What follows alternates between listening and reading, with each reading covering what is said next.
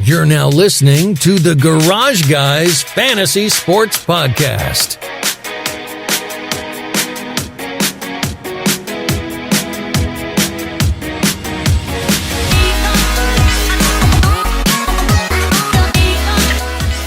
Welcome back to the Garage Guys Fantasy Sports Podcast, brought to you by Drip Drop ORS. Drip Drop ORS was invented to treat dehydration in the most challenging circumstances. Used by athletes, firefighters, military members, the Garage Guys, Garage Fam, Rotoballers, NASCAR drivers, hopefully soon to be NFL players and fantasy analysts as well. We're getting the drip out everywhere.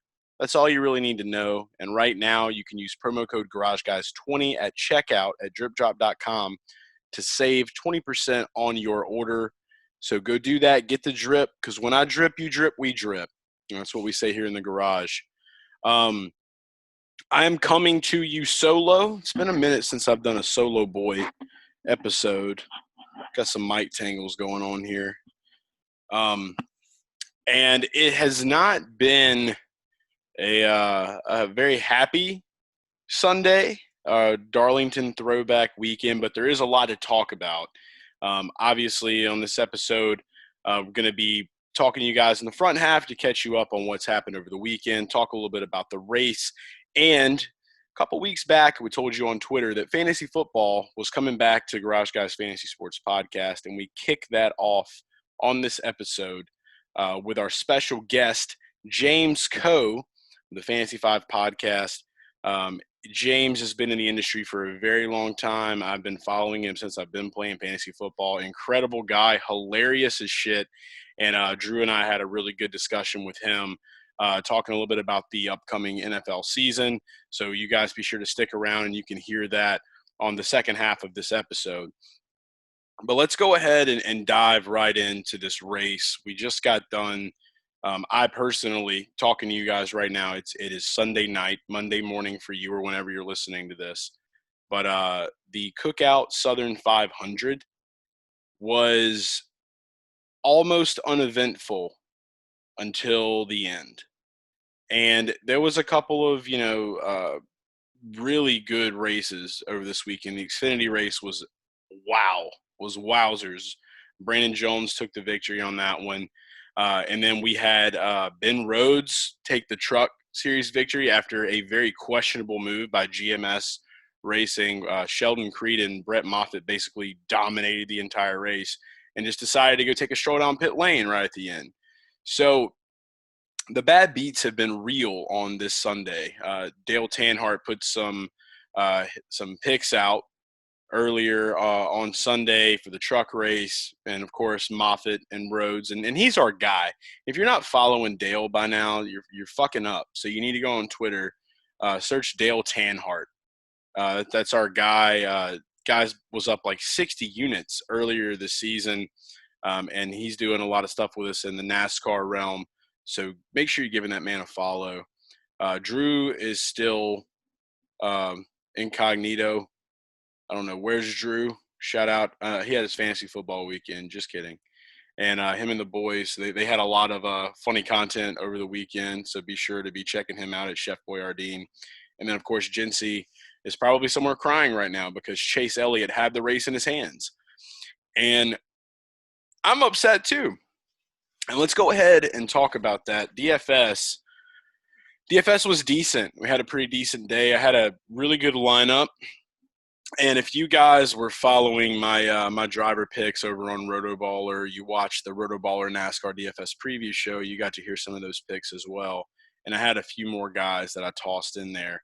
But this lineup that I had performed really well. It was Kevin Harvick, Eric Jones, Ryan Newman, Ryan Preece, Tyler Reddick, and Martin Truex Jr. So that was the winning lineup in a couple of contests from what I hear. So I had that in a few places. We did okay on DFS, but it was just a bad beats hit on the betting. And, I won a little bit of money on Kevin Harvick. I thought that Kevin would easily, get a top 5 by, all means. But I just was really hung up on Chase Elliott winning this race. And I've been that way all week long, guys. And you guys that follow me, do you follow the podcast? you guys have known this. And, it wasn't that I didn't expect him to fall back or anything like that. In the beginning of the race, we know that he kind of will have some ups and downs, but I mean, he recovered very well at Darlington and was able to, lead some laps early. And then Martin Truex just came blazing fast, like just had a fast ass car, and was doing some work with it and took that away for a little while. And then, a couple of cautions later, the next thing you know, Elliott's running back up front again, and it's looking like he's going to win. And then all of a sudden, Truex comes around him. They go to battle, and Chase kind of tries to go high and gets shut up in there, and they both, pow, hit the wall. And now all the Chase Elliott fans are going ham. And I put some tweets out about, like, Elliott. I was upset. Obviously, I put a lot of money on Elliott for this race. And it hurts. It hurts when you have a guy and you go all in on him, and then the shit hits the fan, and that's what happened. Didn't have enough on Harvick. That's all there is to it. I did have a feeling about Hamlin though, and I'm glad that I stuck to my guns with that feeling, because he actually didn't have that great finish at all. He looked like he was going to be doing really well earlier in this race, but I think he was too loose. Something was going on, but he ended up with a 13th place finish, which is not like Denny Hamlin at Darlington. So my gut was leading me right with that one. And if it wouldn't have been for the shit show that went down with like 15 laps to go, we probably wouldn't be in such a monotone or I don't even know what you would call the mood that I'm in right now. I'm just low-key pissed, but not like super pissed. It sucks. It's beats. It's what they do to you. But looking at this lineup, how everything shaked out, Austin Dillon almost crept up and challenged Harvick. I mean, he was trying to send that son of a bitch full force. So it was fun to watch that towards the end of the race. But this is 8 wins for Harvick. He's advancing to the round of 12. He had a sexy car. I think Reddick had the sexiest car out of all of them. But what are you going to do at this point? I mean, it's Harvick. It's Harvick and Hamlin. They've been leading the way. Going to Richmond next week. I think Martin Truex would probably do really well there at Richmond. Now that they're in the playoffs, we're seeing just kind of, a little bit of different sides of these guys that we haven't seen, other than Harvick and Hamlin. We're going to start seeing some fire come out. And we saw a little bit of fire come out tonight with Kyle Busch. One of those restarts, he ended up getting up into second place, and I think that his car just did not have the speed. But he was challenging. He was challenging Truex there for a little bit, and he fell back. So I don't know what's really going on there, but I do have a feeling that Kyle Busch he's got to at least get one win before this year's over. Something's got to give. If he goes this whole season without a win, like, I will be so shocked. You don't want to see it, but you never really know. The big movers, obviously, that we wrote about on DFS, I did have some of you guys tweet me. Appreciate that. It was good to see that we did have some good positive stuff come out of Sunday on the DFS side of things. But Eric Jones, huge mover, starting 30th. He was able to work his way up, finish 4th in this race, which is amazing. Kyle Busch was another one of those movers, Kurt Busch. And I'm looking here at the finishing results. Clint Boyer finished 10th. Is it just me, or was his Drama King meter on fucking 1,000 at this race? Let me know what you guys think about that shit, because I felt like every time I was looking at Twitter, this guy just had something to say, just on the radio, just bitching constantly about everything. Found it pretty hilarious. And obviously Denny Hamlin was, rough shit, tough. Ryan Preece was decent mover, got a top 20.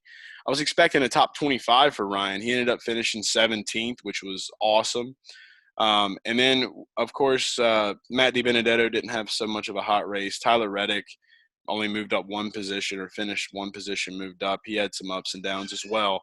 But if I'm really looking at the big thing that really sucked shit the most, probably had to be Bubba Wallace. Just had some transmission issues. I had Bubba in a couple of lineups, and just a tough fall for him, starting 17th and finishing 38th. If you had him in a good bit of lineups, probably wasn't the best run for you. But All in all, looking back at the picks that we had on Rotoballer from my article this past week, we did really well, and we were able to make some shit happen. So I'm not too mad about the DFS side of things. We did okay. We're going to prevail through, and we'll be back with more coverage for that going into next week. But all in all, we'll say this. Darlington was a shock fest for even though Kevin Harvick won this race Sunday night. Darlington was still a shocker because I was just sold that Elliott had the win or that Truex was going to be able to beat him outright the last minute or something. It was going to be one of those two guys, and then boom, they hit. And then here just Harvick's not having the best car all night long, having issues, and he just kind of creeps on in there, steals the win. So we had 3 win steals at Darlington. So exciting to say the least, right down to the wire nail biters. So as a racing fan, taking the betting and DFS out of it, just as a pure NASCAR fan, you got to enjoy some pretty edge of your seat racing. And not so much for the Cup Series race for the longevity of it, like the whole length of the race, but right there at the end, you had some pretty good action. So can't complain too bad on that. All in all, Darlington week, this throwback week, it's a beautiful thing. We love it. Keep the throwback. Always keep the throwback week. Moving away from the race, though. Go ahead and talk a little bit about fantasy football. So my drafts are done. I want to know where you guys are. It's about that time. Some of you guys that are listening to this podcast that are big NASCAR people and don't really do fantasy football, don't just unsubscribe just yet. We're still going to be talking NASCAR, obviously. We still have all of our content going on over at Rotoballer. None of that's stopping. But we have to be able to get back into fantasy football season. There's a whole new landscape. The 2020 season is going to be insane. No fans, obviously, for some teams. Some teams are still up in the air. We don't really know how that's all going to affect gameplay, but we do know that basically draft season is over. Football starts this week. It's kind of a weird feeling because I'm still so zoned into NASCAR, haven't really been able to take all of the time necessary to really get heavy into football. But the good thing about that is a lot of our content that we're going to be talking about this season, we're transitioning more to the DFS side of things. So we'll be talking a lot about DFS. We'll have a new preview show coming out on Rotoballer this week, the NFL DFS preview show from Rotoballer. So kind of if you watch our NASCAR DFS preview show, you see how me and Drew do it. We give you 5 picks. We talk a little bit about them, why we like them. We'll be doing that same thing for the NFL. So for some of you guys that play NASCAR DFS that aren't really big into football, now's your chance to explore it a little bit. Check it out, and you're still going to get that analysis that we give. And Drew's going to be doing rankings as well. So there's still all of that good Garage Guys energy that we put into what we do will just basically be transplanted to the NFL and equally distributed for NASCAR and NFL. So none of that's changing. But I do want to say that, out of all the drafts we had, obviously we have the GGFS Pro League. That was a couple of weeks ago. We did that draft. And then I have a home league that I'm in that was just this past weekend, was actually Saturday. We had that draft. We did decent. Had another family league that I'm in that I've been in for a couple of years now that was way earlier in the month. But this last-minute league that was put together, big shout-out to everybody that's involved, and I'm going to read everyone out in this one because this is probably the funnest I've had drafting all season long. At the last minute, I was just kind of experimenting and talking to a lot of people that are NASCAR fans, and I realized that a lot of them don't like the NFL, and I want to change that. I want to open up some new doors for race fans that, maybe have never really just tried fantasy football, because for me, I know that growing up as a Saints fan, all I knew was the Saints, and I watched the Saints play all the time. And that was really all I cared for. And that was it. And there wasn't really much going on until 2010 when they won the Super Bowl. So that was one of the most exciting years as a Saints fan. Since then, it's been a little bit of like a depression house, just because of how things have been in the playoffs for us. But, we're hoping for the best. We got Drew coming back. But I will say this much, and if you've never tried fantasy football, give it a shot, pay attention, watch the games, because it opens up a whole new element of the game. I probably couldn't have told you, back in 2010, um, who anybody in the NFL was other than Saints players. Now it's 2020. I started playing in 2012. And I remember getting NFL Sunday Ticket and Red Zone, and it just really got me so interested because I had this team of players and I cared about their production and I watched their games because I knew that if they did good, then I did good, and I got to beat whoever I was playing on a weekly basis, and I wanted to win. We put some prize money up for the league, and at the end of the season, whoever's up at the top gets the pot, and that's how it's always gone. So that's what makes fantasy football fun. But the league that we started up was the Fast Lane Fantasy Football, and it's a NASCAR and NFL style fantasy football league. So NASCAR fans that also like the NFL. We actually had so much interest to where I had to move it up to a 14-team league. And I played in my first 14-team league last season, and I really enjoyed it. It really makes the waiver wire super thin, so you really have to be on your shit. Drafts are super important. But just to kind of give a rundown, the league is composed of me and Jinsey Stinson are the two garage guys, affiliates in the league, I guess you would say. The garage guy and the one and only garage girl holding it down in the Fast Lane Fantasy Football League. But we also have Darian Gillum of Black Flags Matter. We have Cameron Richardson of The Rich Report. And then we had some of our Rotoballer subscribers that are, have been winning money in NASCAR, and they're sweating it out with us on a weekly basis in NASCAR DFS. We had I believe it's Mr. Strand, Mike Strand, I believe. I may be completely butchering that. Sorry if I am. And then we have Piggy, our guy Piggy. You probably see him tweet us a good bit. We had Jake Bassinger. We had Drew Easley, John Patuzzi from Rotoballer, also a NASCAR contributor. Randall Kennedy at FF Terminator. Cameron Kosh. We also had Adam Teal. Johnny Thomas from the Erska League. He runs the Erska iRacing series. We had Brian Murr, goes by Brian Jr. on Twitter. And then I already said, Jinsey Stinson. But Sleeper did this new thing where they had a voice session, or like a little voice room that you could get in there and communicate because of COVID. I thought it was really cool. And so that was my first time using it last night. Had some amazing conversations with some of these guys. And I know that that we're going to be able to really, grow from this league. And, it's going to definitely make some good friendships and connections that go for a long time. And it's just cool to see the NASCAR and the NFL worlds blending. So I've never in my life talked so much NASCAR in a fantasy football draft as well as football. So that was what was super cool about it. But just big shout out to everybody in that league. It's going to be really fun. And I'm excited to see how everything plays out this season. But now that draft season's over for us, if you guys out there, some of you guys may be doing a draft tomorrow for today for Labor Day, or, sometime up till Thursday. And so for that, we brought in the man himself, James Koh. So without further ado, I'm going to go ahead and turn this over to the interview. Enjoyed talking with you guys. Again, if y'all have any questions about anything, to always hit me up at Garage Guy Chase on Twitter. And I'm always happy to answer questions or just chat, whatever. The DMs are open. So hit me up. And Sports Party Repeat.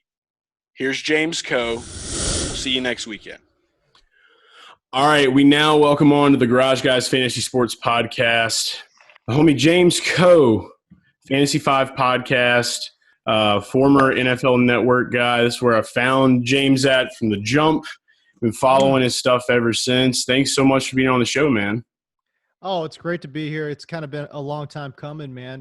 We've been trying to link up, but just haven't been able to make these schedules work. But so it's good to be on the program, man, for reals. Heck yeah, it couldn't have came at a better time either, because with football season rolling back around, our NASCAR content still going strong, but we're getting ready to ramp back up with the NFL DFS stuff, so it's going to be really fun. But obviously, a lot of people that listen to us are in season long too, so had to get you on here to talk a little bit about what's going on this season. And Drew, normally when we have this on, I know he's got a little event coming up this weekend, so this is going to be good. Drew goes to they have, 14 guys that you guys get together? Yeah, it's usually 12, but we're combining it with a bachelor party this year. But it's more of it's just like a really impressive home league that we've kept together for probably 8 years. And we throw some pretty good bit of money, and then we try to find we put a portion of the money towards the guys' trip, and we get real creative with how we do the draft order. Last year, we did 40-yard dashes, and everybody got injured and acted like they were still in college. So it's fun, but looking forward to having this interview with you so I can get my facts straight before I head down there. There you go. Heck yeah, for sure. So, I mean, kind of getting right into it, man, this has been a weird year for one. I got to ask, like, how has this been from like you being in the industry, like content and everything that you do, like what's that been like being at the house and like not going to the office and things like that? How are you dealing with all that stuff? It's tough. I mean, anyone who says otherwise lying to you, man. It's just tough. It's like, I gotta put on my dad hat. I gotta put on my teacher hat. I mean, I'm over here trying to, be a nanny almost to my kids. You know what I'm saying? So I feel you. It's tough, man. It's tough. I got 2 kids, married and everything, and I'm just trying to balance it all, man. Everyone's schedule's wrecked. They're just wrecked. So I think we're all just trying to figure out how to be productive in new digs. And everyone, this is the thing, man. Everyone hates change. Literally everyone hates change. You know what I'm saying? And to get ramped up when you have change like that, it's tough, bro. So I've just been trying to figure it. I feel like I'm in a good place right now, though. It couldn't have come at a better time because, we're about a week away from the season starting, and I feel like I'm back up to speed, so I'm good. That's awesome, man. Yeah, I know it's been a struggle, like the Zoom meetings and everything like that. And now it's like we're in September, and it feels like it's still like April. It's like the world just paused. So like you want it to be April, but it's not. It keeps going. So it's just, but yeah, you kind of get in your element. But I totally feel everything you're going through, man. I got a 5-year-old boy myself, so I'm with him while mom's going to work and trying to get everything going and all the stuff that we're doing. So I'm right there with you in that same boat, man. But as bad as it's been, though, like I feel like I want to keep it how it is right now, because if we went back to the office, I've just gotten used to it, and now all that change would be right back where we are. I don't know. I'm kind of that's a good point, man. Yeah. No, so it's like point. It's the new, like they call it the new normal. Like it's just like we're here now, and like this is cool. I mean, the Zoom meetings are cool. I mean, I feel like we can link up more and do things more with other people. So that's one way of getting it done and being able to do things and that you normally couldn't do. So that's always a fun thing. Before we go into, I guess the fantasy talk, we got to talk about the big news that came out this past week. Leonard Fournette is a Buccaneer, and Chip Kelly's 2017 Dream Team lives on in Tampa. Yeah, man, Fournette going down to Tampa Bay, man. It's I mean, they're stacking their chips up. You know what I mean? It's they got their Tom Brady, and they got 2 great receivers in Godwin and Mike Evans, and they got their tight ends too. OJ Howard, Gronk. I mean, this is a team that's pretty stacked on the offensive side. I think their O-line needs a little bit of work, and their defensive backfield needs a little bit of work too, although they're pretty close. I got to say, last year they did get trashed a little bit early on in the season, but I thought they made some improvements later on, and if everybody could stay healthy. They're a little thin defensively, but I think overall they do have pieces to make some noise. Yeah, that's Bowles too being there. I'm a huge fan of Todd Bowles' defense. I felt like they made strides last year. So, yeah, that's about the only good thing for me that like I feel confident in. And I mean, obviously, you got to feel confident in Brady, but it's just like we've seen it before. And the one thing I will say, I did some thinking about it last night, and even with all these pieces, a lot of mouths to feed in Tampa. You gotta give credit that this is not Chip Kelly. It is Bruce Arians. a little bit. So, there's a little bit of difference there, but it sucks. Like I almost threw up on myself last night because I'm a Saints fan. And now I'm really nervous because we're going to have this like week 1. And the fact that I can't be in the dome, like it sucks. So it's like finally getting to watch the Drew Brees square off and like can't be there. We got to watch it on TV. I know Drew was down about that too. He was going to be coming down from Nashville for that one. He's a big Tom Brady guy. Bro, it's a double whammy if you're a Saints fan, though, right? Like, not only did the Bucs, a team in your division, get Leonard Fournette and just keep stacking those assets up, but then on the flip side, if you're a Saints fan, you start hearing about, a shot in the back, an epidural in the back for Alvin Kamara. You're like, bro, what is going on over here? It hurts, dude. It hurts, and I really like they've got to like get this figured out because now I know so many people. Like I'm kind of relieved that I got Barkley instead of Kamara now. And we did the SiriusXM Fantasy Sports Invitational draft early, back on the July 4th. And I was going for Kamara, and then I got sniped. So I had to get Barkley. And now I'm like, okay, I feel a little bit better. But yeah, man, it's can we see Latavius Murray pick up everything if he's not 100%? Like, it's just that's just the monkey wrench right now. Huge monkey wrench in the barrel, plus the whole contract deal. I don't think he's going anywhere. I think everybody's just building hype around that. I don't know what do you think? Do you think he's going to go anywhere, or he's staying right where he's at? Yo, man, can I talked about this on my podcast a couple days ago, but I'll throw out this crazy, wild conspiracy theory, okay? That I don't know if I want to hear it, James. I'm just piecing these things together, It's like that scene out of, Sunny, where the dude's just – it's just got that crazy build up. You know what I mean? Hey, we love conspiracy theories on this podcast. We love Pepe, what is it? Oh, my God. I can't think of what Charlie was calling him. Pepe Silva. Pepe Sylvia. Yeah, let's go. But, it's crazy to me, right? Like, all of a sudden, these crazy reports like, oh, we're shopping Alvin Kamara. Oh, he's got these unexcused absences. Let me say something, man. Like, how is it possible he's unexcused, but the team knows that he's getting an epidural in the back? Like, to me, that's got to be like, yeah, no kidding. He's obviously he's going to miss practice. You know what I'm saying? Like, so to me, I just feel like, okay. And then they're saying, oh, there's the contract impasse, right? And the Saints will take a first-round pick, not multiple. They'll just take a first-round pick for Alvin Kamara. We're talking about a Pro Bowler here, in his prime, right? And I'm thinking, okay. And at first when I heard that, I'm like, okay, this is just like contract talk, like they're just trying to drive his price down. But then I hear about this epidural, right? So then my mind just starts going crazy. So I started thinking, like, is this a situation where the Saints, they know it's a bigger issue than they're letting on right now, and that's why they're shopping him? You know what I'm saying? And then they're not shopping him because of the injury. They're shopping him because of a quote-unquote contract dispute, right? And I'm like, is it a contract dispute, though? Or is it that they're just trying to mask the fact that they know a little bit something more than they're letting on, and they wouldn't mind moving him for a first-round pick if they know that this 25-year-old running back is breaking down already. You know what I'm saying? So I'm just kind of like, man, what is really going on in the Big Easy? And is Kamara, is this a minor injury, or is this something a little bit more serious and they're letting on? Now, I'm concerned, man. Yeah, I feel you. I mean, like I said, as a fan looking at it, like we all know that like New Orleans, like they're king of the conspiracies. I mean, we've had so many things happen in the past decade. Right.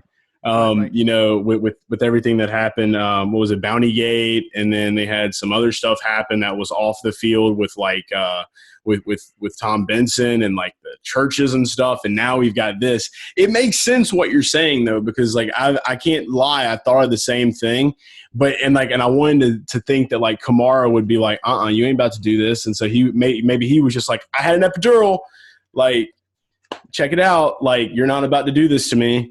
I don't know. I can't imagine Kamara anywhere else now, especially what he was able to do. I mean, his rookie season, man, was insane. Oh, yeah. I ragged on people for drafting him early. I was just like, you're out of your box. And then they were the ones that won the league. So that's how this thing happens. I mean, Drew, are you seeing anything like in between the lines on this?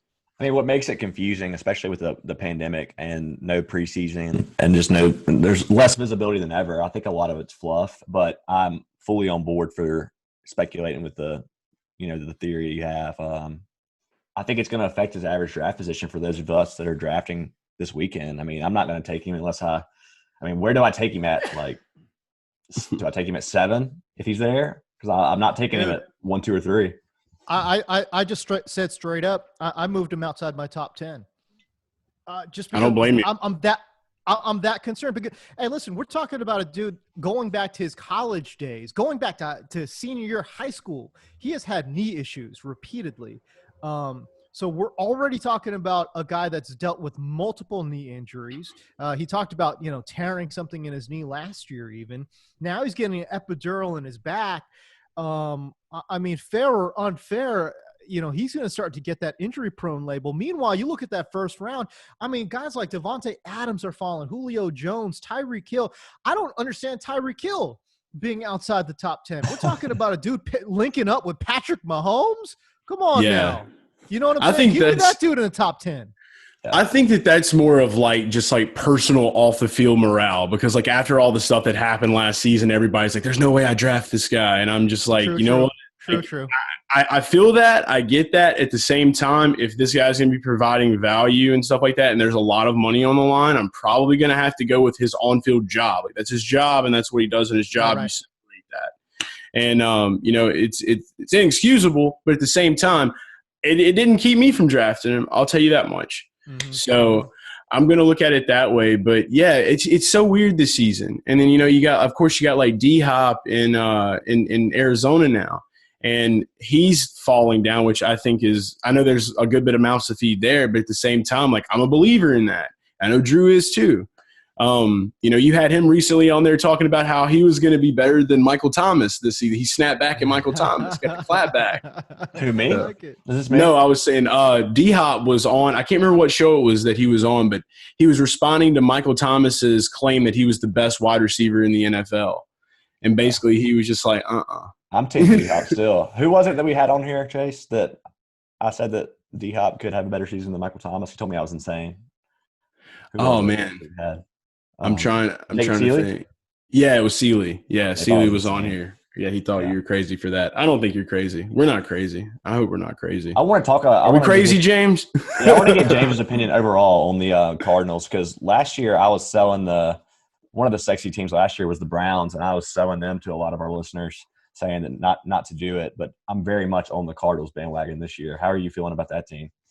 Yeah, you got to feel better. When you add a future Hall of Famer, Nuke Hopkins, you're going to feel better. You know what I'm saying?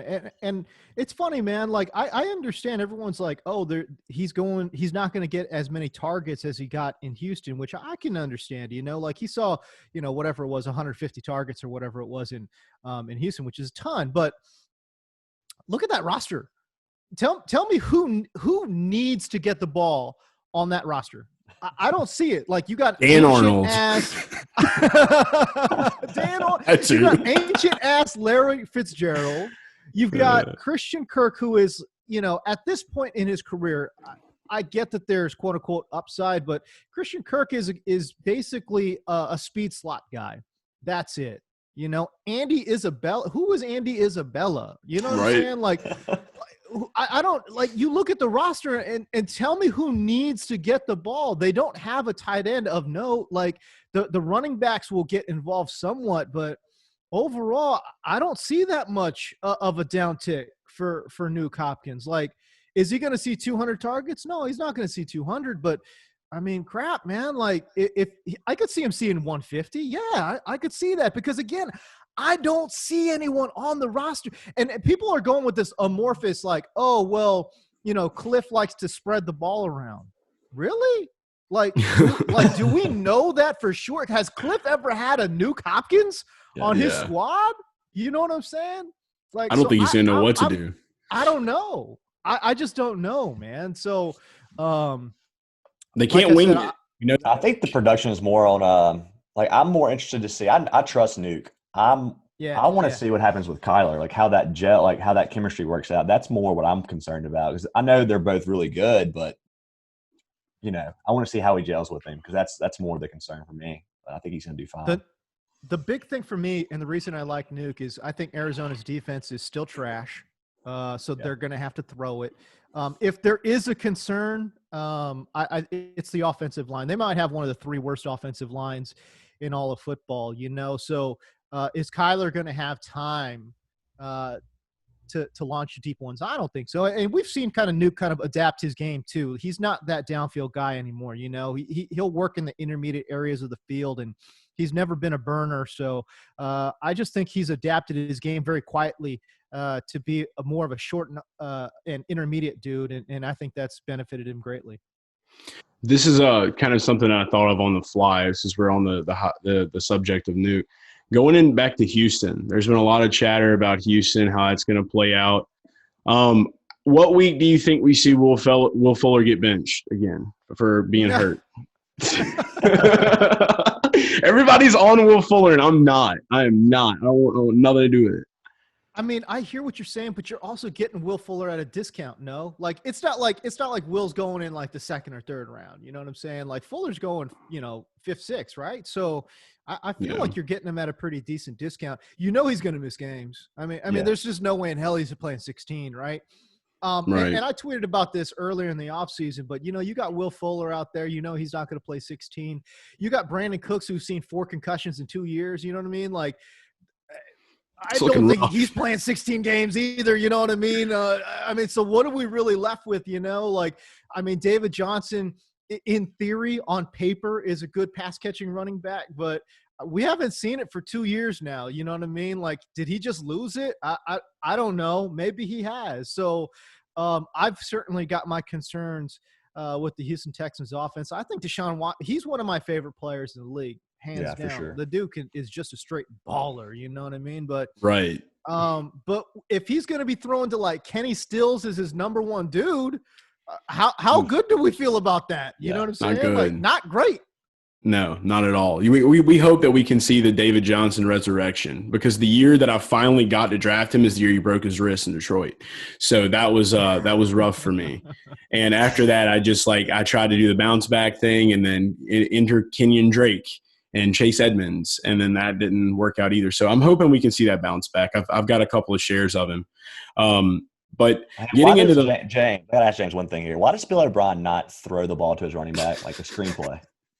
Why does he not do that? Because Bill O'Brien is literally one of the worst head coaches in the NFL. Why is he there? What did he do? What does he have? What is he holding over? That's what we need a Comer episode of what Bill O'Brien is holding over the organization's head to why he is getting all these positions. It makes no sense. We need to Pepe Sylvia that. Let me just put it to you this way, okay? Like, Bill O'Brien's supposed to be a quote-unquote offensive guy, right? And this is a guy that has had Deshaun Watson, potential future Hall of Famer, and Nuke Hopkins, 100% Hall of Famer, all right? And you're an offensive guy, all right? He's never had a top 10 offense. Let's think about that. And when he hasn't had Deshaun, as a matter of fact, it's been a straight dumpster fire, right? So he has not been able to manufacture offense in any way, shape, or form, right? It's not like we're talking about Sean Payton, who is an offensive mastermind. I mean, he's taking guys, out of nowhere. Like Teddy Bridgewater was in the scrap heap, and they're still putting up points, right? So I just think, Bill O'Brien, to me, is just straight up a bad head coach. So I really don't – if you're an offensive guy and your offense sucks, why are you a head coach? Like, what is going on right now? There's something happening in that front office. With that guy, man. There's been signs with that guy since New England when him and Tom Brady would just fight on the sidelines all the time. Like, that's not, that's not. I think he hypnotizes people with his chin. He's got butthole chin. He does, and he'll just sit there and then you're all in, and you can't do anything, and you're in his grips, and you're done. You're trapped. That's my theory on it. That's where we'll leave it. But going into fantasy, though, like I said, a lot of the big draft weekend's over, but a lot of people are drafting like a week later because of how everything's going with COVID and because of how the season's going this year now.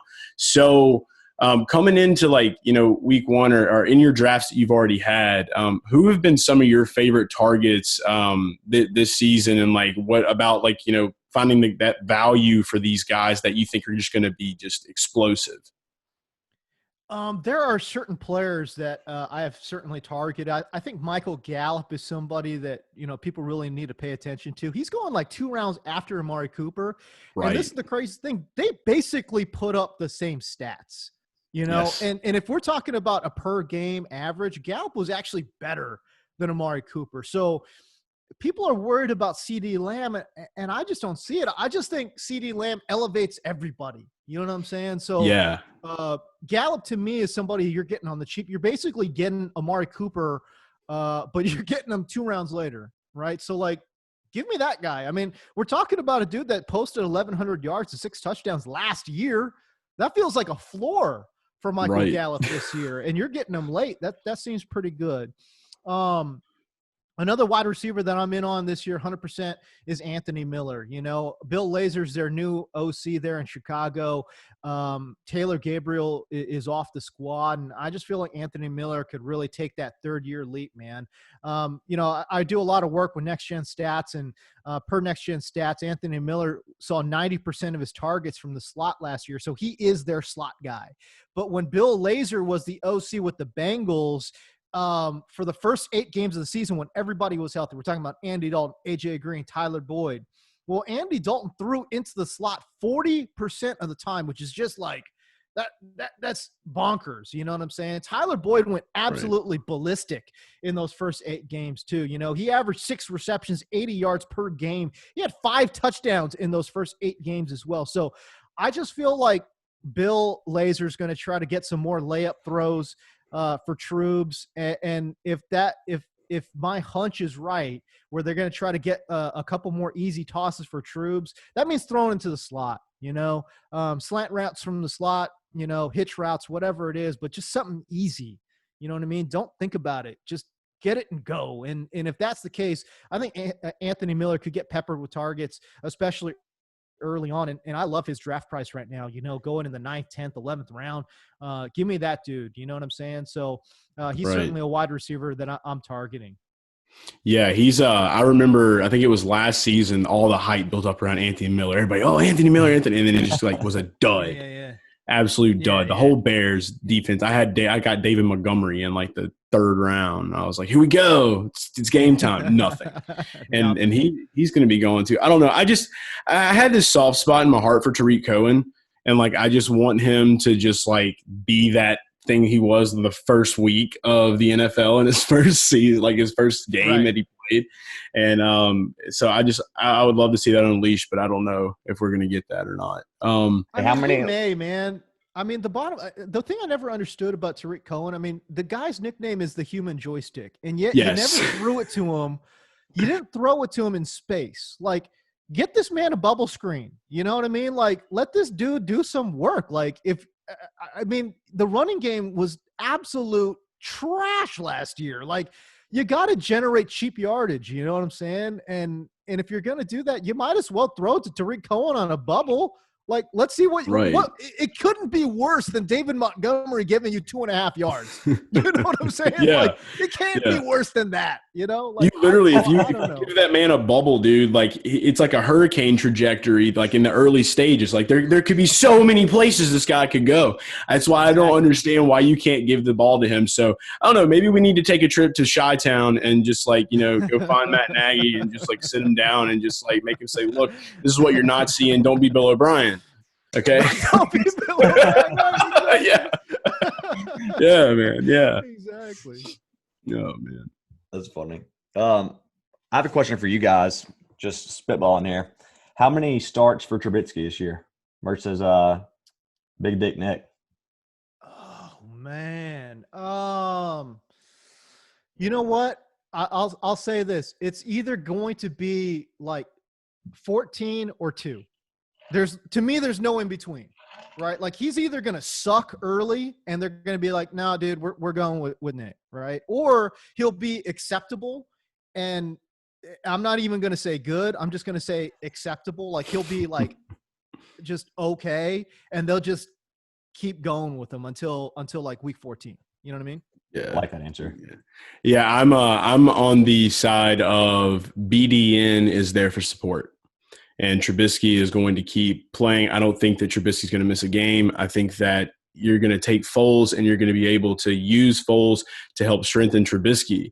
One thing I want to see more of, I want to see more of Trubisky's leg work.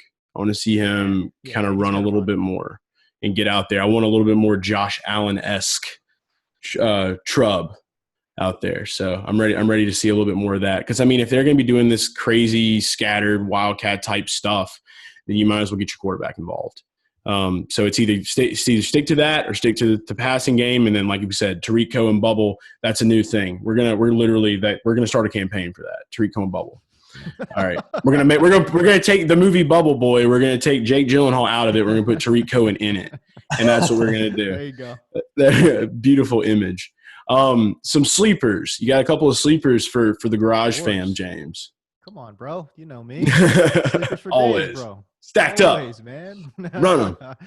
I got a couple deep sleepers at running back. One would be Carlos Hyde, first and foremost. You know, I absolutely love Carlos Hyde in the first half of the season, man.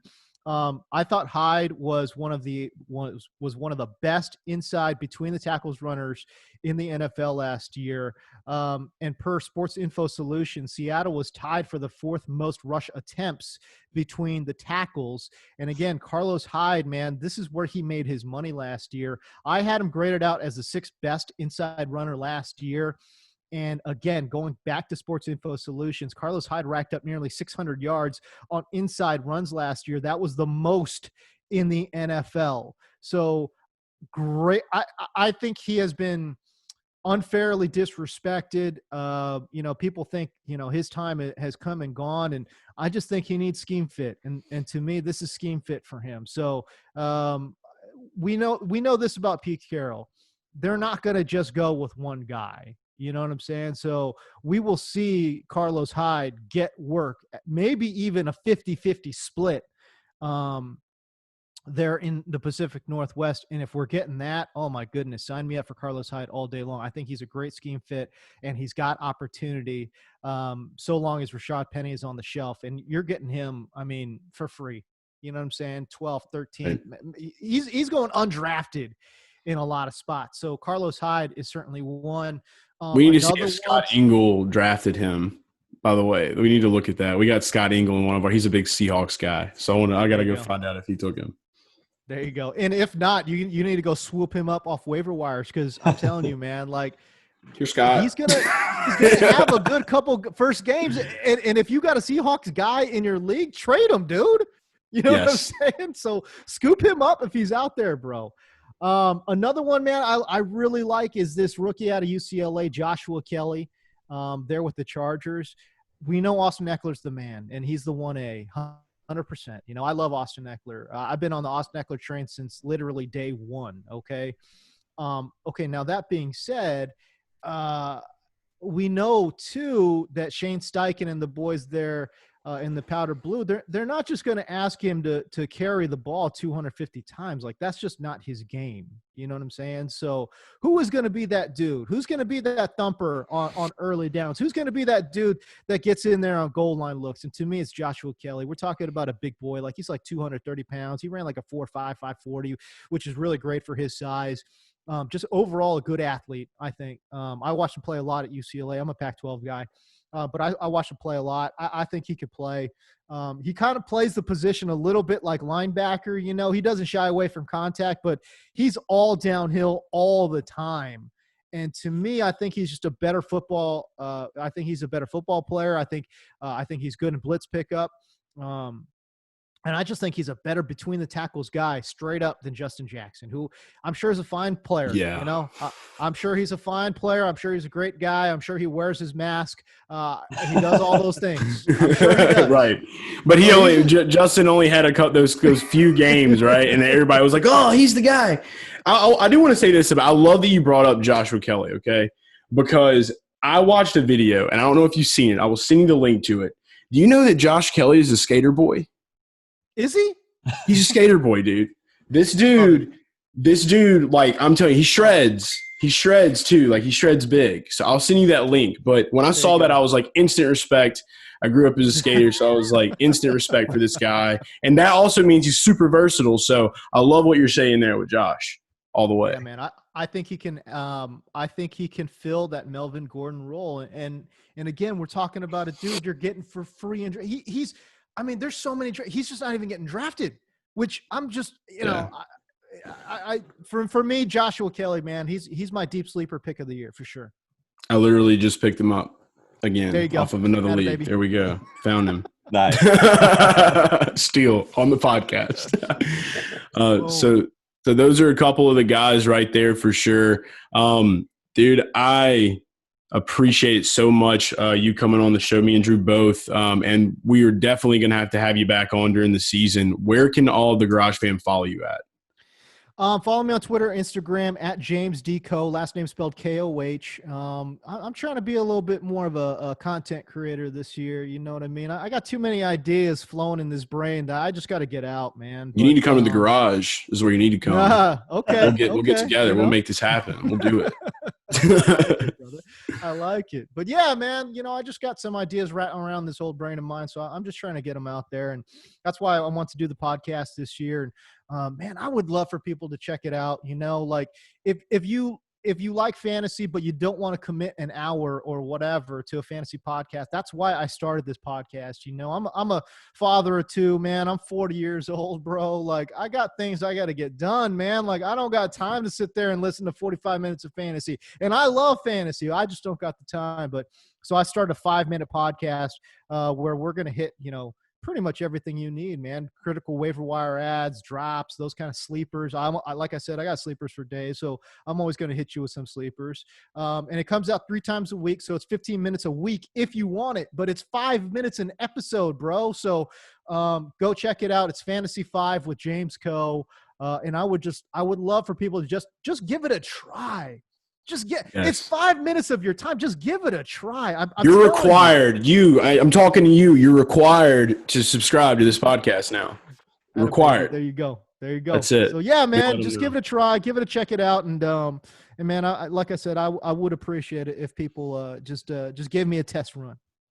Absolutely. Well, we know that. And look, like I said, we're always going to vouch for you here, man. When I found your stuff, I've been sticking with you since the beginning, man, since I got into the game, in the fantasy stuff, dude. You're creative. You're awesome. You're doing a lot of the shit that we would like to do. You know what I'm saying? So we're on the same wavelength, man. So I'm always gonna be around those people, like-minded people, man. That's how you do what you got to do. I love it, man. James, man, thanks so much, dude. And we'll see you again soon. Best of luck this season. Thanks, man. Much love. It's the Garage Guys. It's the Garage Guys. It's the Garage Guys. It's the Garage Guys. It's the Garage Guys. It's the Garage Guys. It's the Garage Guys. It's the Garage Guys.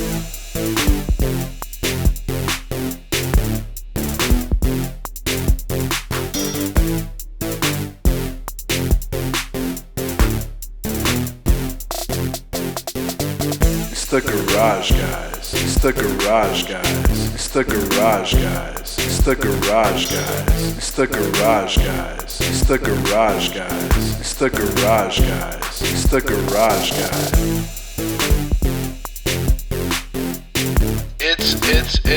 It's the Garage Guys.